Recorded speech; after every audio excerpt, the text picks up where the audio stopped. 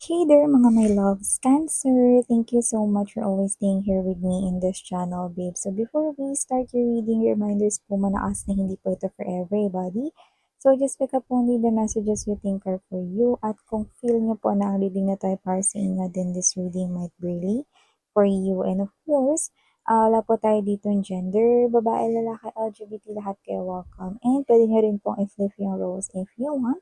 And at the end of the day, always have your free will with you na free nyo rin gamitin anytime, anywhere. So kung hindi nyo pa po knows, meron pa po tayong other channel. The link is down below sa ating description box. So kung interesado ko yung tumambay dyan din, see you there. So yun nga mga babes, no, dahil marami yung mga nagtanong for the no contact situation, no, I will be opening my door since hindi pa naman ako ganun ka-busy, no. So, meron akong inopen na hidden slash secret messages reading. So, doon, no, malalaman natin, no, because I'm gonna check your person's current energy. Ano ba yung kanyang thoughts about you? Ano ba yung kanyang view about you ngayon? Ano ba yung mga possible niyang iniisip? Ano ba yung mga possible niyang gustong sabihin sa inyo pero hindi niya masabi sa inyo? Ano ba yung feelings niya sa inyo? No, yan. So, that's what we're gonna find out. So, if you're interested no, na jumoin dyan or mag-inquire dyan, you might want to message me here at the High Priestess Tarot KR at gmail.com. Yan. So, yan mga babes na pagka busy na ulit yung lola ninyo, so babalik tayo ulit sa daily nating routine. Yan. So, let's go ahead and check these messages here for you, Cancer. Messages for Cancer. Ano po yung dapat nilang paghandaan? Mga mensahe para kay Cancer. Can you show me? Messages for Cancer, please. Messages.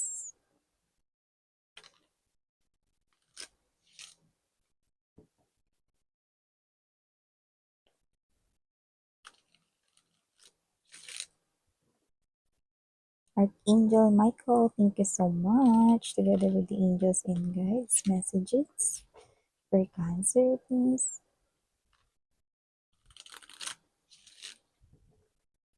What this Cancer needs to know. This is for my Cancerian people.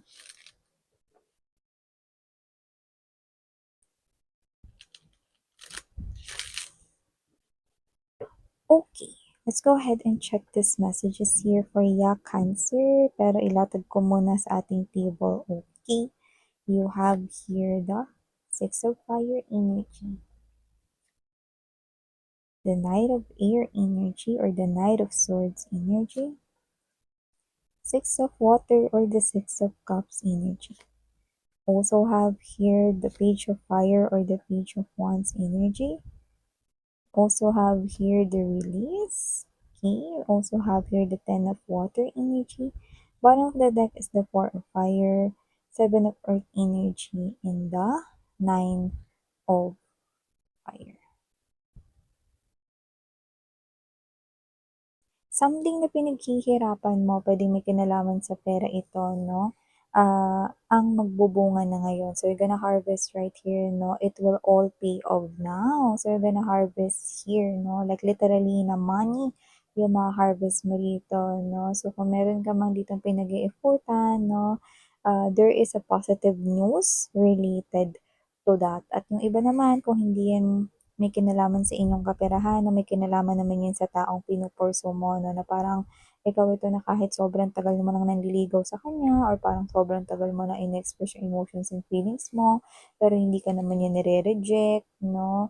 Eto mga babes, no, hindi ito pagpapaasa, pero ito yung klase ng energy na sasagutin or makukuha mo na rin, no, yung hinihingi mong relationship sa taong iyan. So, nakikita ko dito yan ng malinaw na malinaw. At para naman dun sa mga walang specific person rito na tinitingnan or pinupursu, I'm seeing no, na kayo ito, na kayo tagal mong hinintay yung someone na talagang bubuo sa'yo, no? Like, yun na lang yung kulang sa life mo. I'm seeing this person here coming in into your life. This person here is someone simple, possible na magkaibang inyong body build, puwedeng sa height yun 'no, or possible rin naman na sa skin color. Kung sino man 'tong energy na 'to, simple lang siya rito pero nakikita ko 'no, na posibleng permanente yung trabaho niya at maganda yung pamumuhay niya at ang pinakaimportante, mabait at mabuti siyang tao, 'yan 'no. So, maliban diyan sa isang napakagandang balita na 'yan 'no, nakita ko rin dito na meron dito mga babes 'no, na mapapanalunan ka. So, kung ano man 'yan, it could be contest, raffle, maaaring may mga kakumpetensya ka diyan, pero you will win 'no, ikaw yung mananalo diyan 'no, ikaw ang mag-uuwi mga babes 'no, ng premyo diyan kung ano man 'yan, contest, patimpalak 'no, or isang klase ng raffle, blah, blah, blah. Eh, kung ano man yung sasalihan mo or may balak kang salihan pang hinihintay mo, sumali ka na diyan, okey. So, nakikita ko rito na ikaw yung magtatagumpay kahit na may mga iba pang mga gusto ding sumungkit ng premyo or tagumpay na 'yan. Sa'yo ang trophy, sa'yo mga babes 'no, ang korona, taray. So, nakita rin ako dito na maliban diyan, Cancer 'no, meron din ditong energy na gustong makipag-usap sa inyo. Ito ex niyo talaga 'to. Pero kung sino sa ex ninyo hindi ko alam, kasi yung iba possible na hindi ito yung recent mong naging ex, kundi possible na naging ex mo nung unang-una pa, ano. So, yung nakita ko rito. Ano naman sasabihin niyan Miss yan 'no, with the Six of Water energy nakakagulat 'no. Pero mukhang manunumbalik 'no, yung kanyang pagmamahal sa inyo 'no. Yeah, sa haba ng panahon 'no, ta's nagkaroon ka rin ng ibang karelasyon, 'di ba? At gano'n din siya 'no, pero nakita ko rito na makikipag-usap siyang muli sa'yo, 'yan 'no. Kasi maaaring sabihin niya sa'yo na na-realize niya na ikaw pala talaga yung gusto niya rito down sa pagpapamilya, 'yan 'no. Ta's ikaw talagang maguguluhan kasi hindi naman siya yung recent mong ex, possible. Possible na isa siya sa mga naging ex mo, pero hindi siya yung recent mong naging ex. Kung sino siya, siyempre kilala mo yan. So, maliban diyan, nakita rin ako ng energy 'no, na meron dito na isa pang makikipag-usap sa'yo. But this is not your past lover here. This is someone here who is bringing this tsismis. Actually, hindi naman siya tsismis.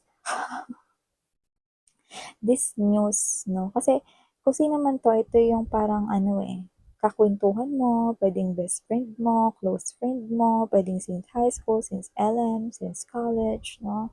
So, may mga pag-uusapan kayo I think 'no, sa mga people around you and parang isa itong confirmation na parang naririnig kita na parang either sinasabi mong, "Sabi ko sa'yo tama ako, 'di ba?" May gumaganon ka. So, maaaring pinag-uusapan ninyo yung mga other ninyong schoolmates or other ninyong people na kakilala 'no, and then nakuha ninyo yung balita na parang ikaw 'to na parang, "'Di ba, sabi ko sa'yo, tama ako, na parang gano'n ka rito, 'yan. So, parang, this is something here na parang it makes you happy kasi parang siyempre 'di ba, 'pag nakikipagkuwentuhan ka lalo sa ka-close mo, ang sarap makipagkuwentuhan lalo 'pag tama ka, 'di ba? So, gano'n yung nakikita ko dito. Hmm. So, parang, meron tayong energy nakuha dun 'no, na parang you're happy talking with that person. So, maybe best friend mo yun or ka-close mo, 'yan. So, parang wala kayong ano, hindi niyo kailangan na parang magpanggap 'no, or gumamit ng mga filter na mga words 'pag nag-uusap kayo, 'yan 'no. Yung iba puwedeng hindi lang 'yan isa, puwedeng circle of friends kayo, mga close friends mo. 'Yan. So, maaaring lumabas kayo rito, nakakita ko rito ng posibleng may hindi naman siguro may birthday, pero posibleng magkikita-kita lang kayo ng mga friends mo na iba naman ito ha, or family member or mga pinsan. Possible pa nga na ito ay biglaan para sa iba, pero matutuloy. 'Yan 'no. Hindi ito isang drawing lang, Cancer, kundi matutuloy. 'Yan. So, maaaring ito ay, magsimula lang sa, "Asan kayo?" "Nandito ako sa mall kasi nag-grocery ako, kasi wala ng laman yung ref namin, blah, blah, blah." Ayan 'no. And then, "Ay, malapit lang ako diyan, sige puntahan kita." Parang gano'n yung mangyayari rito, parang kita-kita lang kayo ta's inabot na kayo ng gabi hanggang sa nag-inuman na kayo, Paddy's Point na kayo. Hindi po ako endorser ng Paddy's.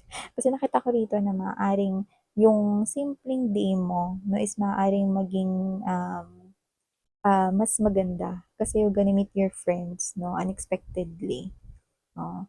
Yun yung nakikita ko rito. okey? Yung iba puwede matagal-tagal mo silang hindi nakita tapos nandun lang pala kayo malalapit sa area 'no, and then it's a good opportunity 'no, na kayo ay nagmeryenda together 'no, or um, kumain together 'no, or kayo 'to na nag-spend ng time together 'no. So, parang hindi lang yung simpleng grocery day or errands day for you guys 'no, kundi something na magpapasaya sa'yo. So, maliban diyan nakita rin ako rito mga babes 'no, na meron ditong energy na gustong ibalik yung kabutihan ng parents nila sa kanila 'no, lalo na yung mga parang, yung mga parents is yung hindi talaga as in born with a silver spoon or hindi pinanganak na may kaya sa life 'no. You're thanking your parents kasi, for their hard work 'no, kasi maaaring sila yung nakapagpatapos sa'yo 'no, parang sila ito na talagang halos magkanda kayod kuba na talaga 'no, para lang talaga maitawid yung pag-aaral mo 'no, at posibleng graduate ka na ngayon at may magandang trabaho, na iba naman posibleng kayo ito na nag-aaral pa kayo pero graduating or malapit na kayo magtapos puwedeng sa susunod na taon or whatever 'no. So, gusto mong ibalik dito sa parents mo yun, parang isa sa mga goal mo is makapagbigay ka ng pera kada sahod, parang kahit hindi manghingi yung parents mo, magbibigay ka, may nakuha tayong gano'n 'no. So, yeah, that's an act 'no, of someone na very grateful for the hard work of their parents. Pagtatanaw um, ng ng kabutihan 'no, ng iyong magulang 'no, para ikaw ay mabigyan ng magandang buhay. Wow! And nakakita rin ako dito ng possible marriage o kung mga babes 'no, maaaring mapag-usapan mo na ng partner mo at ikaw 'no, ang pagpapamilya. May anak man kayo o wala, na iba yes nakita ko rito parang meron kayong anak, 'yan 'no.